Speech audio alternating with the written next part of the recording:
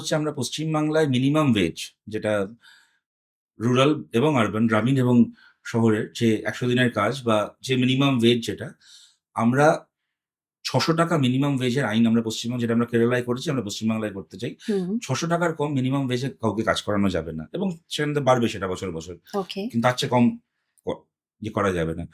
সমস্ত সরকারি ক্ষেত্রে ১ বছরের মধ্যে নিয়োগ এবং ১০০% ট্রান্সপারেন্ট নিয়োগ। আমরা নিয়োগ করলে সেই নিয়োগের বিরুদ্ধে কেউ দুর্নীতির অভিযোগও আনতে পারবে না, কেউ কোনো মামলাও করতে পারবে না, সেই নিয়োগ বাতিলও হবে না, তাই নিয়ে কোর্ট কাচারিও হবে না, কাউকে সুইসাইড করতে হবে না, কাউকে ধর্ণা দিতে গিয়ে পুলিশের মার খেতে হবে না।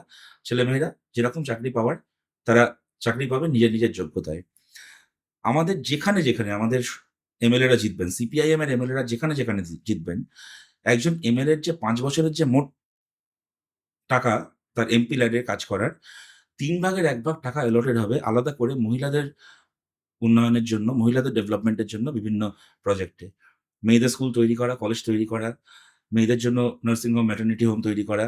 যে স্কুলগুলো মনে করুন গার্লস স্কুল রয়েছে হয়তো ক্লাস 8 অব্দি পড়াশোনা হচ্ছে, ওটা 10 অব্দি পড়াশোনা হচ্ছে, ক্লাস 12 এ ওটাকে নিয়ে যাওয়া। অঙ্গনওয়াড়ি সেন্টারগুলোকে শক্তিশালী করা এবং প্রত্যেকটা জেলার প্রতিটা ব্লকে একটা করে মেয়েদের জন্য ডেডিকেটেড স্পোর্টস একাডেমি তৈরি করা। যাতে কিনা বাংলা থেকে আরো অনেক ঋষা দাস, ঝুলন গোস্বামী, আরো পিয়ালি দাসরা তৈরি হতে পারেন।